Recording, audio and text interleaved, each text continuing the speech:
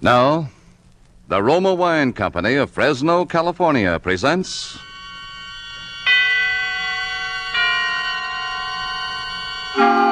Suspense.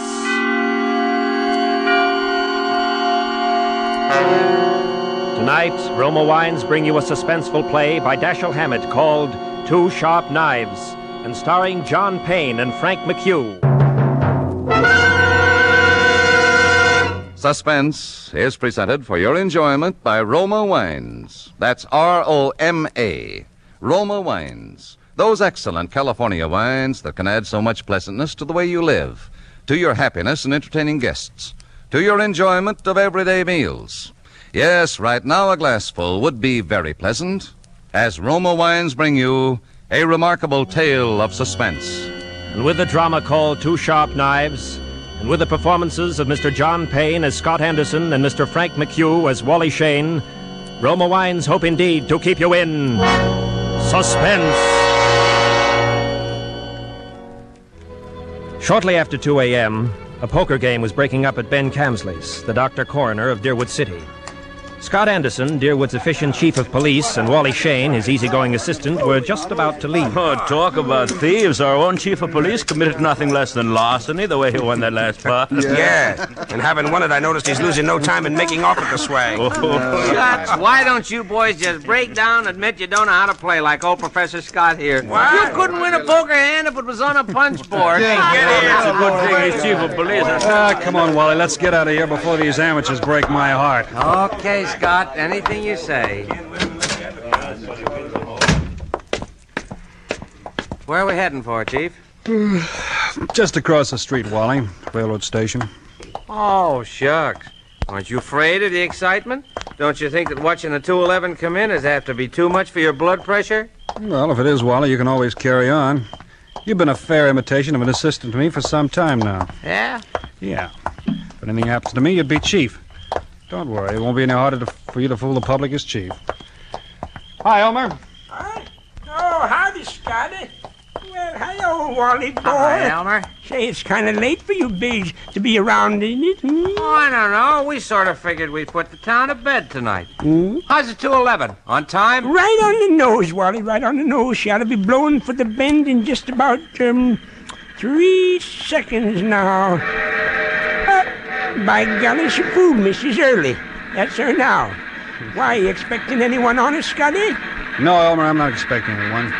Wally and I just thought we'd mosey over and watch her come in, that's all. You know, Elmer, you can never tell who might get off, though. Jesse James or Jack the Ripper, or even your Ed Gussie. Yeah, I guess you're right, Wally. Well, here she be. Pardon me, gents, but I gotta be rolling the wagon out to the bagel store.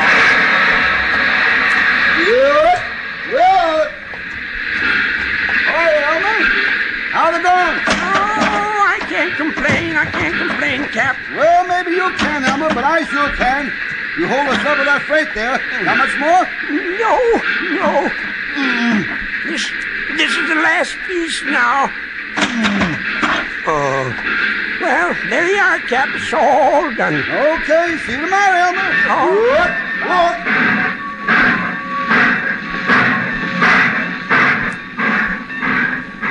Hey, Scott, do you see what I see? If you mean, do I see the man who just got off that train, the answer's yes. Well, he's a ringer for the guy we got that circular about. That is the guy. Well, then, what do we do now? We take him, Wally. Let's go.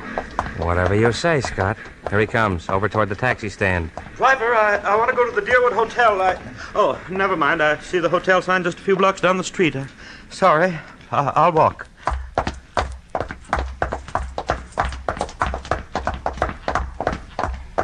Hello, Furman. Oh, I don't believe I... You're Lester Furman, aren't you? Yes, I am. Philadelphia? Yes? I'm Scott Anderson, chief of police here in Deerwood. What's happened to her? Happened to who? Oh, no, you don't. If you think you can pull that sort of stuff with me, you're very much mistaken. Look. Okay, take Scott. It. You silly... Let me get a crack at that mug. Wait a minute, gentlemen. Hold it, Wally. Hold it up. Well, Furman. I'm sorry for a moment there. I thought that you weren't really a policeman. Thanks. Guess I look almost human in civvies. Until I saw the other gentleman's uniform, I thought you were a hold-up man, Mr. Scott. Then never mind the thanks. It was silly of me. I'm sorry. Well, let's get going before anything else happens. Are you taking me to police headquarters? Mm-hmm. What for? Philadelphia. I don't think I understand you. You understand you're wanted in Philadelphia, don't you? I'm wanted in Philadelphia? Yeah. Got a cigarette? Huh? Oh, yes, of course. Here you are. What am I wanted for? Murder.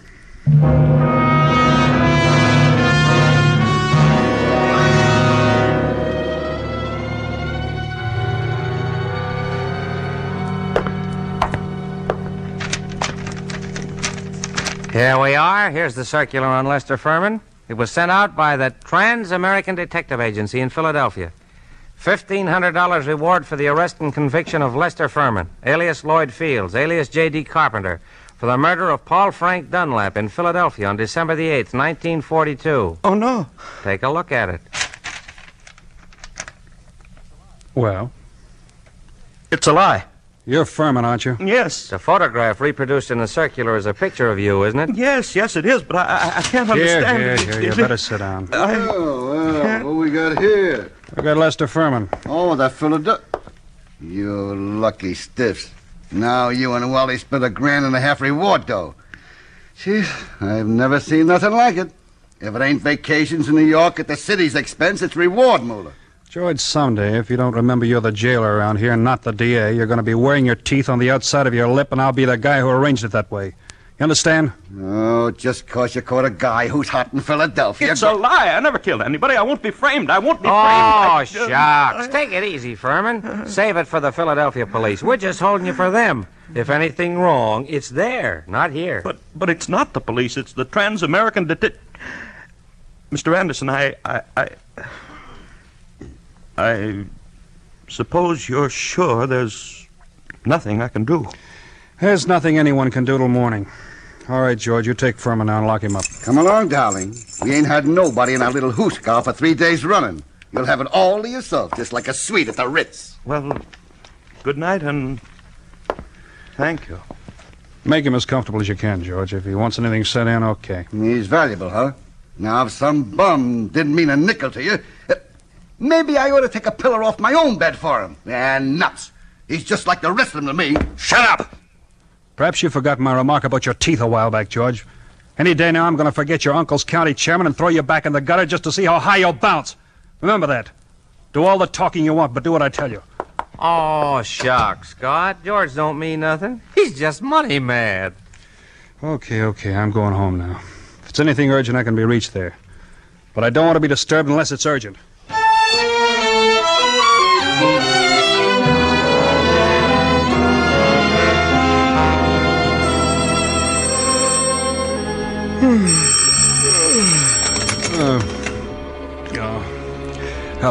Hello? Scott, this is Wally. Yeah, Wally? Oh, what time is it? It's 5 after 6 in the morning, and you'd better come right down, Scott. That fellow Furman's hung himself. What? Hung himself? Yep, by his belt from a window bar. Deader than a mackerel. I'll be right in, Wally. Phone Ben Camsley, tell him I'll pick him up on the way down. Oh, shucks. No doctor's gonna do Furman any good now. Well, it won't hurt to have him looked at. You better phone the county court at Douglasville, too, and file a routine report. Already did that. And what's more, hold on to your seat. The DA's on the way over. In person. The DA? I'll be there before you hang up.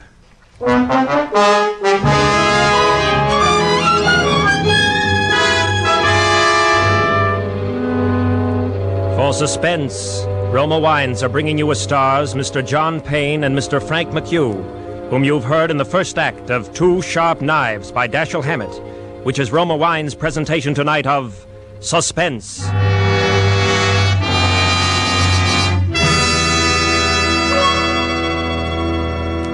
Between the acts of Suspense, this is Truman Bradley for Roma Wines. Elsa Maxwell, famed hostess, makes this suggestion for added mealtime enjoyment. It's smart, yet simple, to dress up ordinary meals. For a festive note, spread your table with a brightly colored cloth, a centerpiece heaped with fresh fruits and nuts, a basket of crispy brown hot rolls, and at each plate, a glistening glassful of golden Roma Sauterne, well chilled. A most welcome suggestion from Miss Maxwell. And as you enjoy Roma California Sauterne, you'll be delighted with the flavorful delicacy of this truly distinguished table wine. Like all Roma wines, Roma Sauterne is always unvaryingly good, the goodness of selected grapes, picked at the peak of perfection in sunny California's choicest vineyards, carefully pressed, the rich natural juices guided to perfection, unhurriedly, by the ancient wine skill of Roma's famed wineries. Good Roma wines never vary, are always enjoyable, yet cost only pennies a glass. Remember, because of uniformly fine quality at reasonable cost, more Americans enjoy Roma than any other wine. R-O-M-A, Roma wine. And now, Roma Wines bring back to our soundstage John Payne as Scott Anderson, Deerwood City Chief of Police, and Frank McHugh as Assistant Chief Wally Shane in Two Sharp Knives, a play well calculated to keep you in suspense.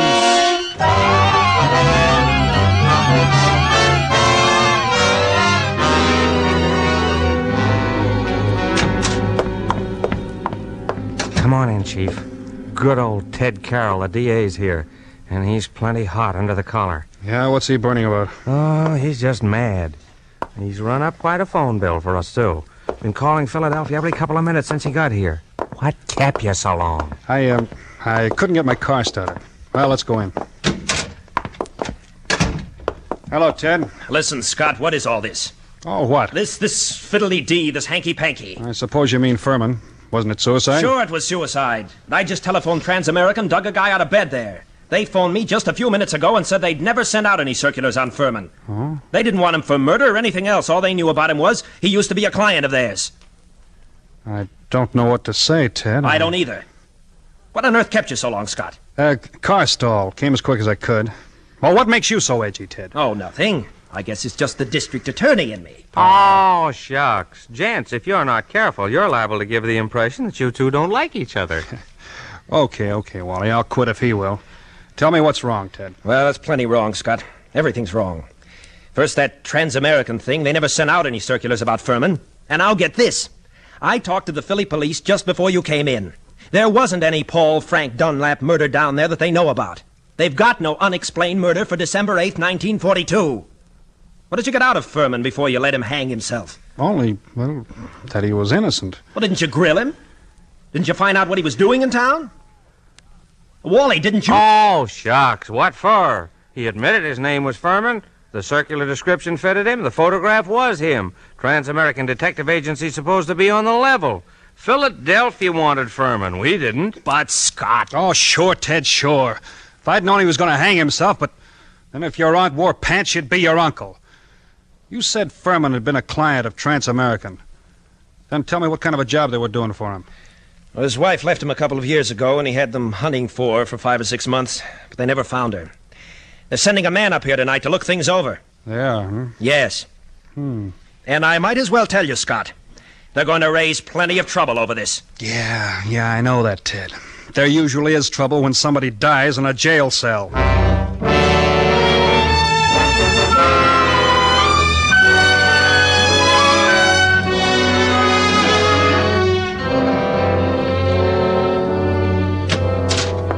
Chief Anderson? Yeah, come in. They told me I'd find you here. I'm Carl Rising, Assistant Manager of Transamerican Detective Agency in Philadelphia. This is Mr. Wheelock, who was Lester Furman's personal attorney. How do you do? Glad to know you, Mr. Rising. Mr. Wheelock, this is Wally Shane, my assistant. How are you? How do you do? I know you gentlemen are already in possession of most of the details concerning Mr. Furman from the time he arrived in Deerwood until the time of his death.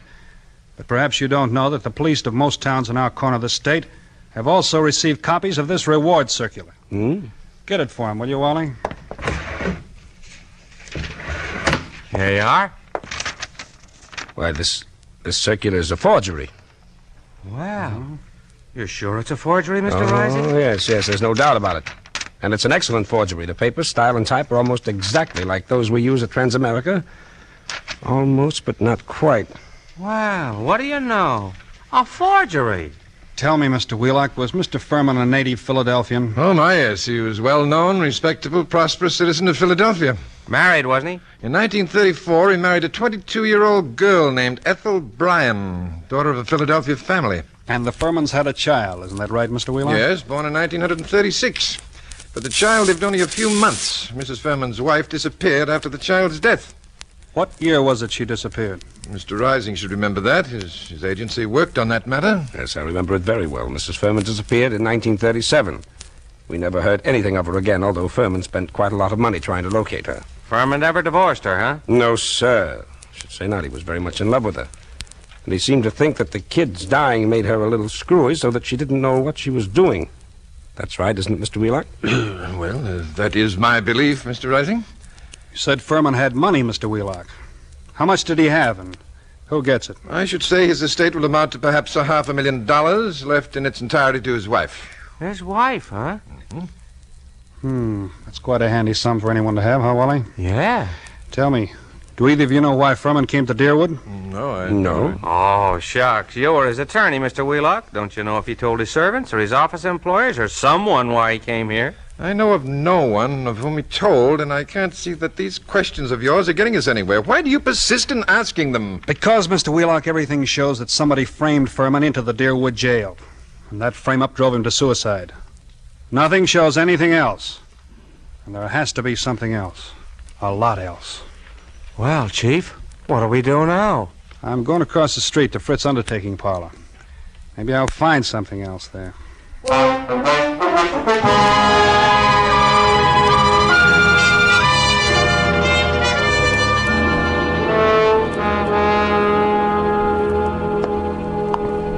You find anything at the undertaking parlor, Scott? Nah, not much. Well, I was over there myself just after you left, and I did. You did? What? Well, I saw these. Save it, Wally. Come in.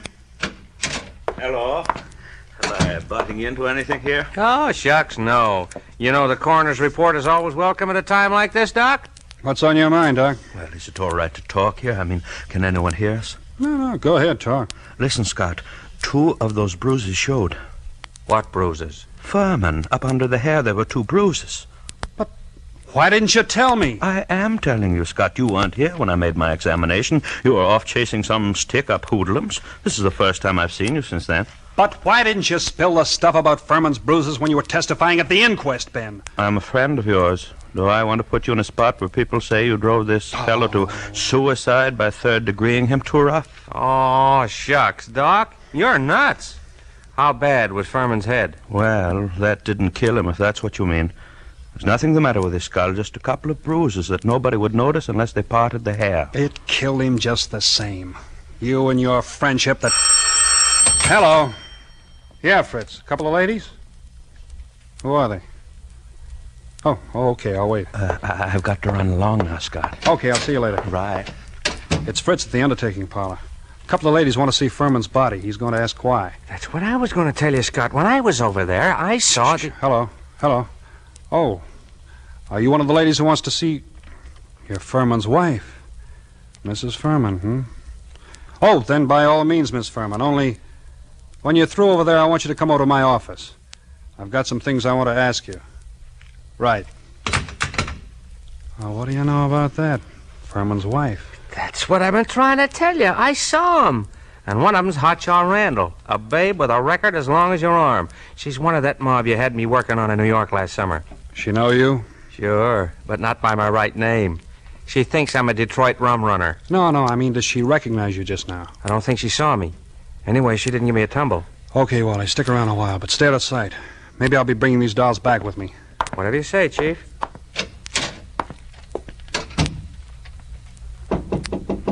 Come in.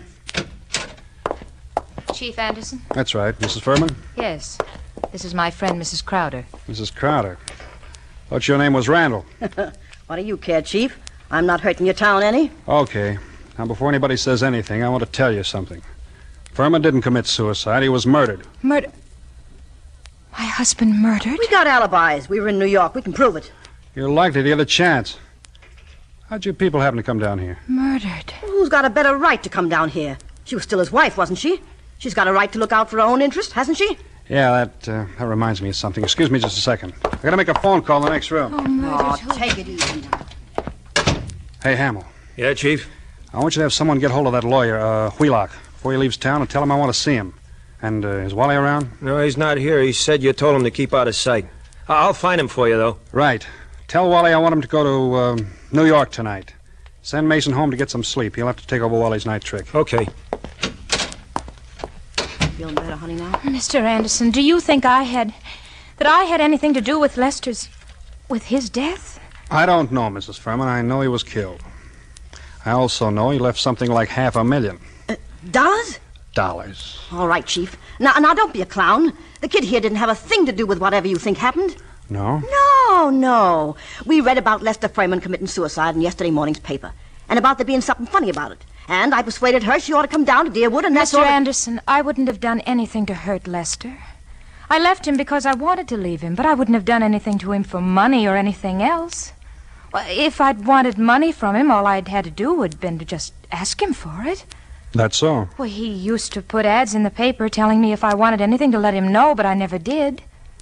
You can ask his lawyer, Mr. Wheelock. Anybody who knew anything about it can tell you that. Yeah, that's the truth, Chief. For years I've been telling Ethel she was a chump not to tap him, but she never would. I had a hard enough time getting her to come for her share, now that he's dead and got nobody else to leave it to. I wouldn't have hurt him. Why did you leave him then? Well, after the baby died, I just...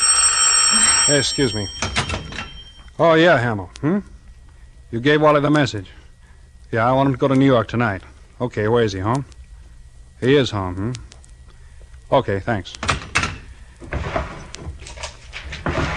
This circular's what got your husband in the jug, Mr. Furman. Did you ever see that picture before? No, Why, that... It can't be. It's a snapshot I have. It's an enlargement of it. Who else has one? No, nobody that I know of. I don't think anybody else could have one. Have you still got yours? Yes, I don't remember whether I've seen it recently. It's with some old papers and things, but I must have it. Oh, Mrs. Furman, it's stuff like this that's got to be checked up.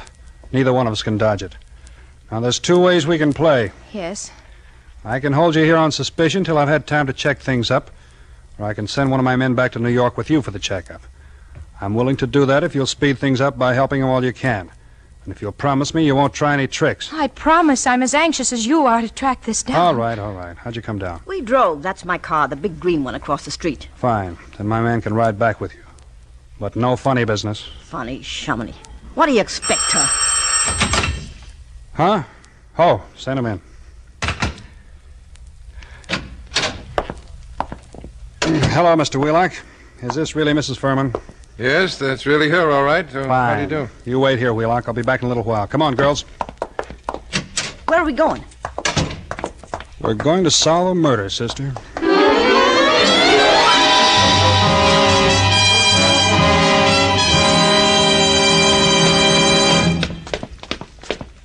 Who lives here? Wally Shane, my assistant. He's the man who's going to drive you to New York tonight. All right? Here we are. Wally? Who is it? Scott, Wally. Oh, come in. Ladies first. Harry! Hello, Ethel. You two know each other, huh? Well, shucks. We just sort of... Don't reach for that gun, Wally. I've got you covered. I guess you win, Scott. I guess I do. Why didn't you get out of town, Wally? No, it's Harry. You must have known when you saw these two women. I did. But when Hamill phoned and said you were going to send me to New York, I figured I was getting a break. You fooled me plenty on that one, Scott. Yeah. You gonna come along nice and quiet, Wally? Oh, shucks. Why not? Okay. And I'm afraid I've got to say it. Wally Shane, I arrest you for the murder of Lester Furman.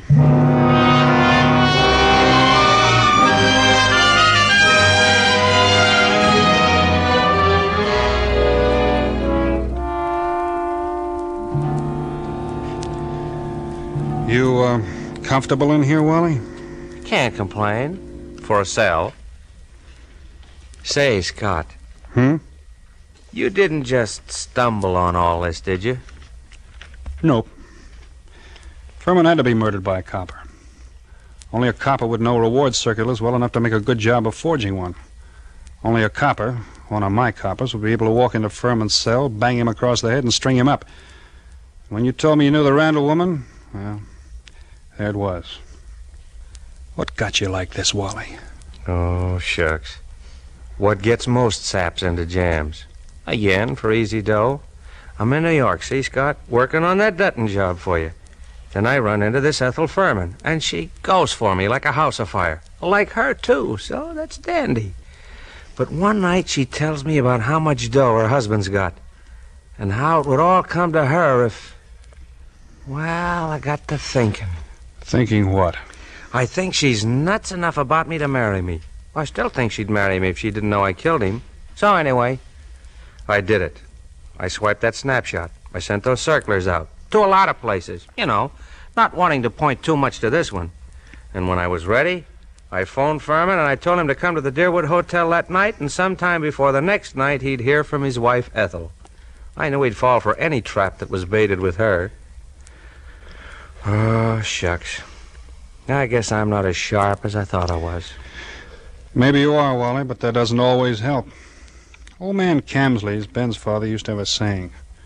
To a sharp knife comes a tough steak. I'm sorry you did it, Wally. I always liked you. I know you did. I was counting on that too, Scott. But... oh, shucks.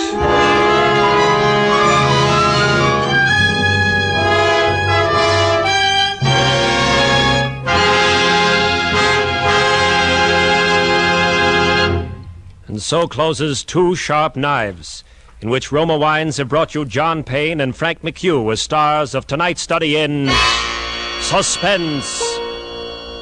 Suspense is produced, edited, and directed by William Spear.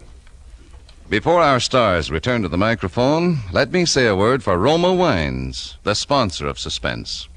Elsa Maxwell, noted authority on smart entertaining, has this suggestion. When the thermometer rises, it's time for cooling, refreshing drinks.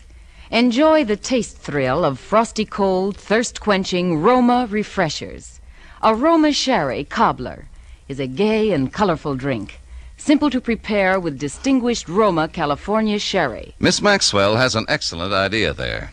And America's smartest drink, the Roma Sherry Cobbler, takes but a jiffy to prepare. Here is how. In a tall glass, dissolve 1/2 teaspoonful sugar in 2 tablespoons lemon juice. Half fill the glass with delicious Roma Sherry. Add ice to fill, stir well, and you have the most delightful summer refresher you've ever tasted. You know, June is the month of weddings and anniversaries, and a most distinguished way to honor this year's and yesteryear's June bride is by serving delicious Roma California champagne. Its delightful pale gold color, distinctive dryness, tell you that here is a truly fine champagne. Roma champagne. No better way to say happy days ahead than with Roma champagne. This is John Payne. I'm sure I speak for Mr. McHugh, too, in saying how delighted we have been to be invited to appear on Suspense.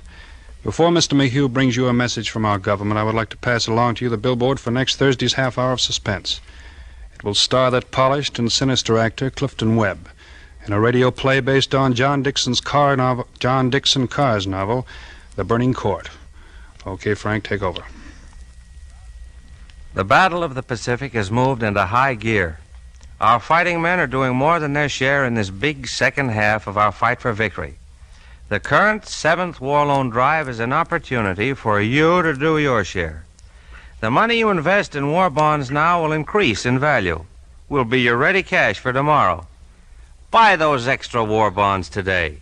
John Payne will soon be seen in the 20th Century Fox Technicolor production, The Dolly Sisters.